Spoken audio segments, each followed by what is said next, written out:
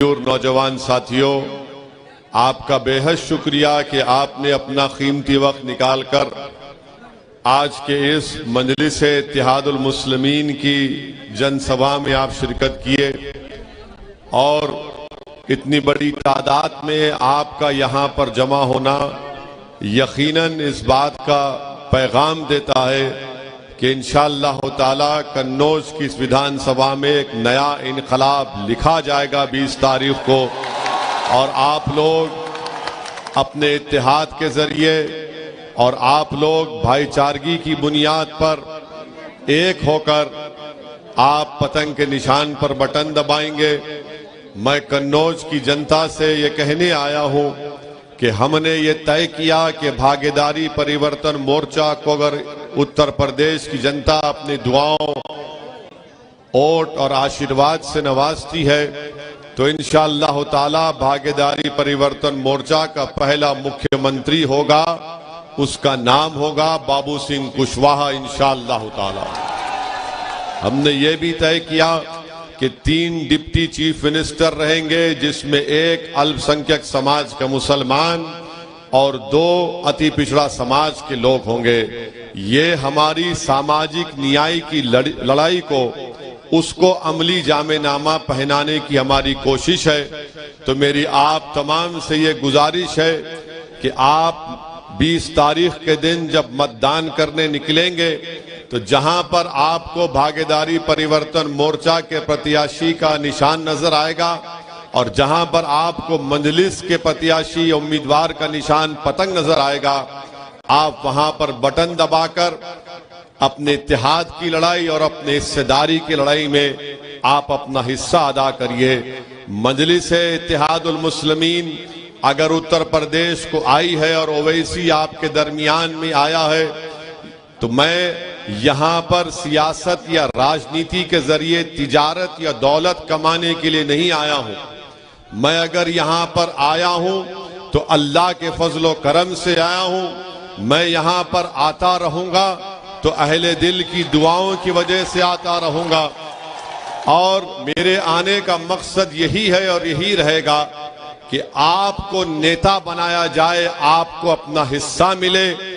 सामाजिक न्याय और हिस्सेदारी की जब बात ओवैसी और बाबू सिंह कुशवाहा करते हैं तो हमारा मानना यह है कि राजनीति में भी हमको अपना हिस्सा मिलना चाहिए, शिक्षा में भी मिलना चाहिए, नौकरियों में भी मिलना चाहिए और ठेकेदारी में भी मिलना चाहिए।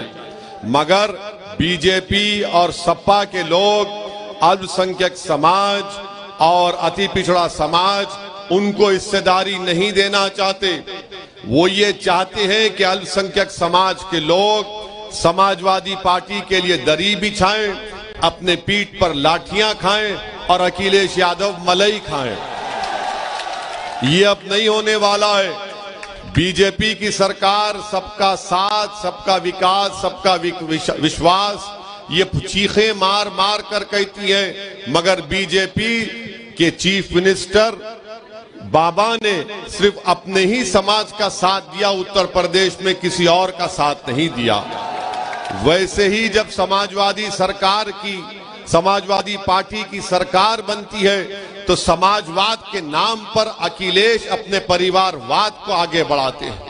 इसीलिए आज आपके दरमियान में एक विकल्प है, और मैं अल्लाह का शुक्र भी अदा करता हूं कि मुझे बताया गया कि हमारी जनसभा के लिए जब मालूम हुआ समाजवादी पार्टी के लोगों को कि ओवैसी और बाबू सिंह कुशवाहा आ रहे हैं, तो उन्होंने उन 2 मुकामात पर हमको वहां पर जगह नहीं दी जनसभा करने के लिए। मगर आप देखिए कि अल्लाह का इतना बड़ा करम है कि हमको जगह कहां मिली, एक वली के आस्थाने के सामने जगह मिली। हमको जगह कहां पर मिली? एक दरगाह शरीफ के सामने हमको जगह मिली, और हजरत हाजी शरीफ रहमतुल्लाह अलैह की खानकाह और उनकी दरगाह के सामने इस दीवाने को जालिमों के खिलाफ आवाज उठाने की और मजलूमों के हक की आवाज उठाने का मौका मिला। तो मैं समाजवादी पार्टी के कमजोरों का शुक्रिया अदा करता हूं। इससे मुबारक जगह मुझे नहीं मिल सकती थी कन्नौज में। अब मैं जब अल्लाह से दुआ करूंगा तो अल्लाह को अपने नबी का भी वास्ता दूंगा और इस वली का भी वास्ता देकर दुआ करूंगा।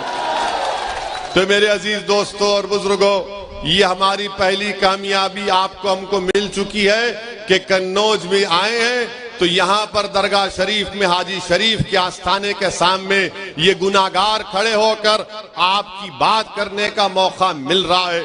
तीसरी बात यह है कि बीजेपी को इंशाअल्लाह ताला योगी और मोदी को अगर कोई हराएगा उत्तर प्रदेश में तो उसका नाम अखिलेश नहीं होगा, उसका नाम बाबू सिंह कुशवाहा होगा, बाबू सिंह कुशवाहा होगा। और मैं कन्नौज की विधानसभा के तमाम जिम्मेदारों से, यहाँ की माँ और बहनों से, यहाँ के बुजुर्गों से, यहाँ के नौजवानों से, यहाँ के गरीबों से, यहाँ के अति पिछड़ा समाज के जिम्मेदारों से अपील कर रहा हूँ कि ओवैसी और बाबू सिंह कुशवाहा एक जगह खड़े हो गए हैं, अपने दिलों को मिला चुके हैं। अब आपको भी 20 तारीख को ओवैसी और कुशवाहा को कामयाब करना है ताकि उत्तर प्रदेश में सामाजिक न्याय की लड़ाई को हम लोग आगे लेकर जाएं और आपको अपना हिस्सा दिलाएं। आपको भागीदारी में परिवर्तन मोर्चा को कामयाब करने के लिए ओवैसी और कुशवाहा जमा हो चुके हैं। एक मंच पर खड़े होकर मैं आपसे अपील कर रहा हूं कि आप मतदान में मेरे भाई डॉक्टर सुनील दिवाकर को अपने वोट से कामयाब करिए। यहां से जब डॉक्टर सुनील दिवाकर की कामयाबी होगी तो सही मानों में सेकुलरिज्म की कामयाबी होगी। बीजेपी और समाजवादी में कोई फर्क बाकी नहीं रहा। अखिलेश और बाबा एक सिक्के के दो रुख हैं, इनमें दोनों में कोई फर्क नहीं है। अगर आप बाबा से पूछेंगे तो बाबा बोलेंगे ओवैसी उत्तर प्रदेश में तालिबानी मानसिकता को आगे बढ़ा रहा है। अगर आप अखिलेश से पूछेंगे कि बताओ जो मुस्लिम खवातीन अपनी पसंद से अगर हिजाब और निकाब पहनती हैं तो अखिलेश बोलेंगे सुनाई नहीं दे रहा है। देखा आपने वीडियो को वो अखिलेश का। अब कब तक इतर लगाएंगे अखिलेश को? मुझे लगाओ इतर, मैं तुम्हारी खुशबू को पूरे उत्तर प्रदेश और पूरे देश में लेकर जाऊंगा। अब इतर लगाना छोड़िए, अब इतर मत लगाइए समाजवादियों को। इनको आपके इतर की अहमियत नहीं मालूम, ना इनको खुशबू मालूम। ये सिर्फ गंदगी को फैलाना चाहते हैं, नफरत को फैलाना चाहते हैं। तो इसीलिए आपसे अपील करने आया हूं कि मुत्तहिद हो जाइए।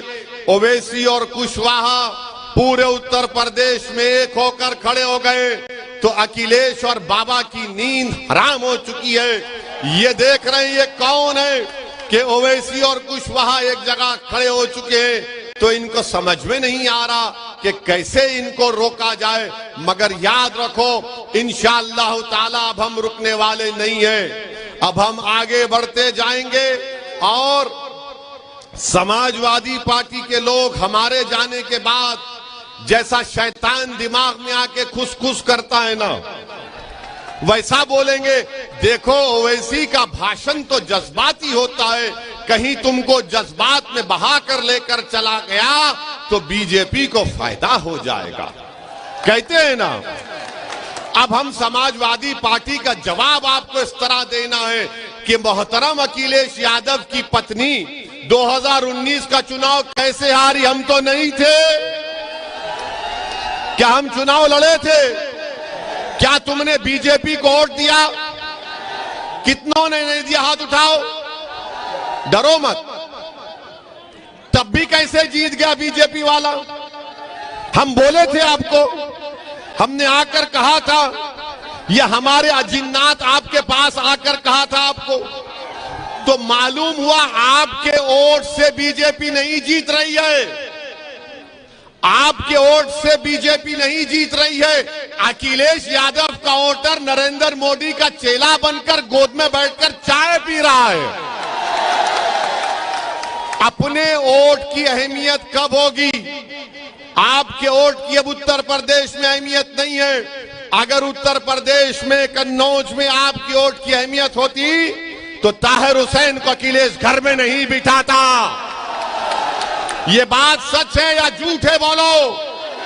ताहिर हुसैन की अगर अहमियत होती तो ताहिर हुसैन इलेक्शन लड़ता, मगर अखिलेश के पास न ताहिर की वोट की अहमियत है न आपके वोट की अहमियत है। ओवैसी कह रहा है कि जब ओवैसी और कुशवाहा एक जगह खड़े हो गए तो आपको अपने वोट की अहमियत जताने का मौका मिल रहा है। कैसे मिल रहा है? सपा को हराओ, बीजेपी को हराओ और यहां से डॉक्टर सुनील दिवाकर को कामयाब करो। यहां से आप ओवैसी और कुशवाहा की जोड़ी के हाथ को मजबूत करो। उत्तर प्रदेश में सामाजिक न्याय का इनकलाब हम बर्पा करेंगे। मैं पूछना चाह रहा हूं, जो लोग कहते हैं कि ओवैसी अब भड़काऊ भाषण से ध्रुवीकरण की राजनीति करता है, कहते हैं ना, ये ध्रुवीकरण करता है। अब हम उनसे पूछना चाह रहे, बताओ क्या उत्तर प्रदेश में बात सच नहीं है कि 5 साल बाबा को मौका मिला, 5 साल अखिलेश को मिला, कई मर्तबा बहन मायावती को मिला, मुलायम सिंह यादव को मिला, मगर बताओ उत्तर प्रदेश में मुस्लिम अल्पसंख्यक समाज की हमने एक बाज़ाब्ता माहिरीन एक्सपर्ट्स को बिठाकर एक स्टडी करवाई जिसमें ये बात मालूम हुई। क्या मालूम हुई? पूछो समाजवादी बीजेपी वालों से कि उत्तर प्रदेश में सबसे गरीब अगर कोई है अल्पसंख्यक समाज का मुसलमान है, सबसे ज्यादा बेरोजगार अगर कोई है तो अल्पसंख्यक समाज का मुसलमान है, सबसे कम 2 एकड़ जमीन किसी के पास है तो अल्पसंख्यक समाज का मुसलमान है, सबसे ज्यादा बच्चियां और बच्चे स्कूल के बाहर हैं तो मुसलमान समाज के, सबसे कम कोई ग्रेजुएट है तो मुसलमान सिर्फ 3% है। उसके बावजूद भी समाजवादी समाजवाद की बात करती है, बीजेपी सबका साथ सबका विकास की बात करती है। अरे बताओ, जब हमारे बच्चों को स्कूल नहीं है, हमारे बेटों को ग्रेजुएशन का मौका नहीं है, गरीबी में ज्यादा, बेरोजगारी में ज्यादा, तो कौन से समाजवाद और सबका साथ सबका विकास की बात बीजेपी और सपा करती है? मैं थालियां मारने के लिए नहीं कह रहा हूं, सोचने के लिए कह रहा हूं, ताकि जब आप इस जनसभा से उठकर जाएं तो इस दीवाने की बात का थोड़ा सोचो, फिक्र करो, अपने दिलों पर जोर डालो। याद रखो, भारत की राजनीति में गरीबों को, मजलूमों को, पिछड़ों को भीख मांगने से हक नहीं मिलता, लड़ने से मिलता है। और ओवैसी लड़ने के लिए तुम्हारे दरमियान में खड़ा है। क्या तुम मेरा साथ दोगे? क्या आप अपना साथ दोगे? ये आपकी लड़ाई है, मेरी लड़ाई नहीं है। मैं अपनी जिंदगी की फिक्र नहीं करता हूं, मेरी जिंदगी की कोई अहमियत नहीं है उत्तर प्रदेश के गरीब, कमजोर और मजलूमों के सामने। जालिमों ने गोलियां चलाई और यह समझा कि ओवैसी मर जाएगा, मगर जालिमों तुम फिर से चलाओ जब तक मेरा अल्लाह नहीं चाहेगा, जब तक जमीन और आसमान का बनाने वाला नहीं चाहेगा। तुम्हारी हजारों लाखों गोलियां मुझे छीन नहीं सकेगी। जिस दिन अल्लाह चाहेगा उस दिन दुनिया से सब जाएंगे, कोई नहीं बैठेगा यहां पर। मुख्यमंत्री, प्रधानमंत्री, ओवैसी सब जाएंगे, मगर जालिम ये समझा कि 4 राउंड गोली चलाने से आवाज खत्म हो जाएगी। हां, अगर ओवैसी मर भी जाता मगर तुम जिंदा रहते और तुमको मेरा पैगाम पूरे उत्तर प्रदेश में लेकर जाना पड़ेगा। क्या आप लेकर जाएंगे? क्या आप लड़ेंगे अपने हक के लिए? क्या आप मजलिस और भागीदारी परिवर्तन मोर्चा का साथ देंगे? मेरे अजीज दोस्तों और बुजुर्गों, 2 आखिरी बात। अभी आपने देखा कि हमको मीडिया ने बताया कि योगी सरकार के एक मंत्री ने हम पर गोली चलाने वालों के परिवार के पास जाकर उन्होंने एक बयान दिया कि ओवैसी पर जिन लोगों ने गोली चलाई उसकी तहकीकात होनी चाहिए। बाबा मित्रों, जरा ये तो बताइए, आपका मंत्री उनके परिवार के पास गया? वो जो वीडियो में वो लोग जो गोली चला रहे थे, एक लाल और एक सफेद शर्ट पहने हुए, वो किसके घर के दामाद थे? इतनी मोहब्बत इनको क्यों पैदा हो गई गोली चलाने वालों से? ये तो हमने कहा ये तो गोडसे की नाजायज औलाद है। ये संविधान पर भरोसा नहीं करते, बैलेट पर नहीं करते, गोली पर करते।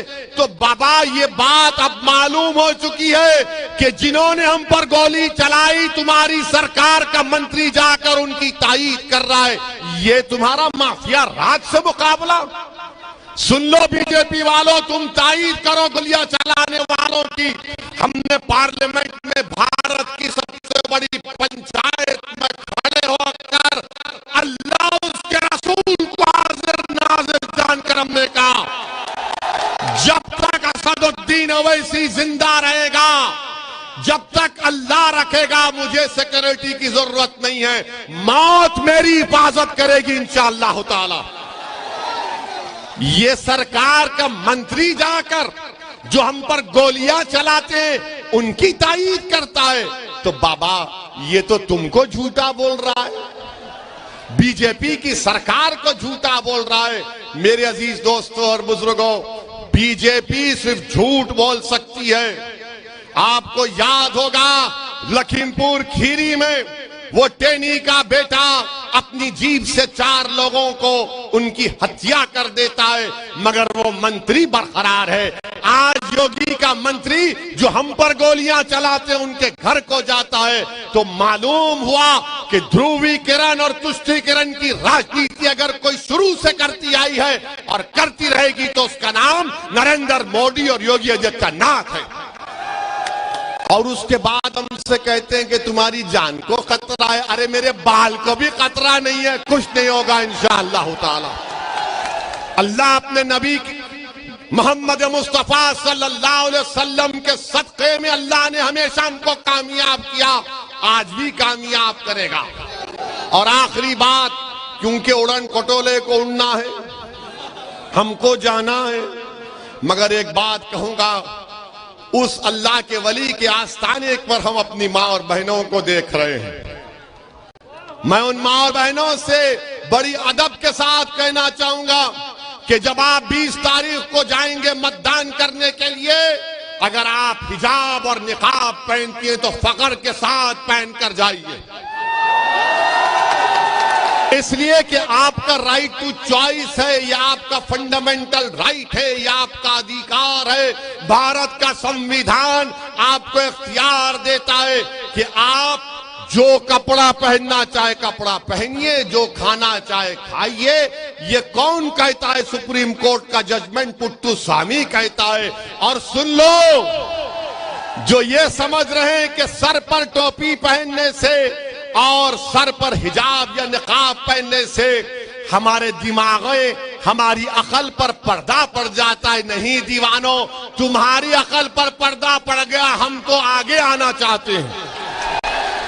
और इसीलिए जब मैंने कहा कि मेरी ख्वाहिश और मेरा ख्वाब यह है कि शायद मेरी जिंदगी में मेरी ये ख्वाहिश पूरी ना हो, मगर जो मासूम बच्ची मेरी बेटी मेरी आवाज को सुन रही है, मैं उससे कहूंगा कि तुम्हें देश का प्रधानमंत्री बनेगे इंशाअल्लाह ताला हिजाब पहनकर। तुम बनोगे तो इंशाअल्लाह ताला तुम आगे जाओगे। अरे आप इनको पढ़ने से रोक रहे और भारत के प्रधानमंत्री बोलते हैं कि पहले और दूसरे फेज के चुनाव में हमको मुस्लिम महिलाओं का वोट मिला। देश के प्रधानमंत्री जो बच्ची पढ़ना चाहती है, कॉलेज जाकर ताकतवर बनना चाहती है, अपना हक हासिल करना चाहती है, भारत देश को सुपर पावर बनाना चाहती है, आपकी सरकार उनको रोक रही है, उनको दबा रही है। इसका जवाब भी आपको मिलेगा। मगर प्रधानमंत्री लंबी लंबी छोड़ते हैं, आदत है उनकी। मेरे अजीज दोस्तों और बुजुर्गों, मेरी इज्जतदार माँ और बहनों, आप 20 तारीख के दिन बिला खौफ और बिला झिझक पूरे इत्मीनान और एतमाद के साथ भागीदारी परिवर्तन मोर्चा का साथ दीजिए। मजलिस-ए-इत्तेहादुल मुस्लिमीन के उम्मीदवार डॉक्टर सुनील दिवाकर को पतंग के निशान पर बटन दबाकर कामयाब करिए। क्या 20 तारीख को कन्नौज की फिजाओं में और आसमानों में क्या नजर आएगा? क्या नजर आएगा? हर जगह पर पतंग होगी, आसमानों पर पतंग होगी, आसमानों पर पतंग होगी।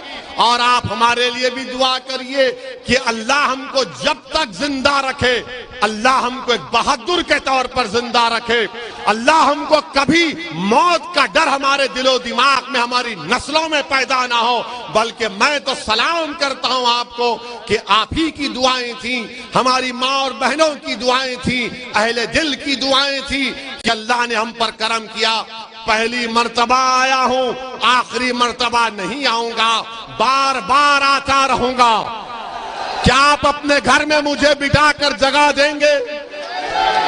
क्या आप मुझे अपने घर में बिठाकर आप मुझे अपने बेटे के तौर पर, अपने भाई के तौर पर मुझसे मोहब्बत करेंगे? मैं उत्तर प्रदेश को आया हूं तो तुम्हारे दिल में जगह पाने के लिए, और कोई मेरा मकसद नहीं है। और अल्लाह मेरी इस नीयत को जानता है। अल्लाह आपको सलामत रखे। बहुत बहुत शुक्रिया। 20 तारीख को मेरे भाई डॉक्टर सुनील को कामयाब करिए और एक अपनी हिस्सेदारी की लड़ाई में हिस्सा अदा करिए। अस्सलाम वालेकुम व रहमतुल्लाह।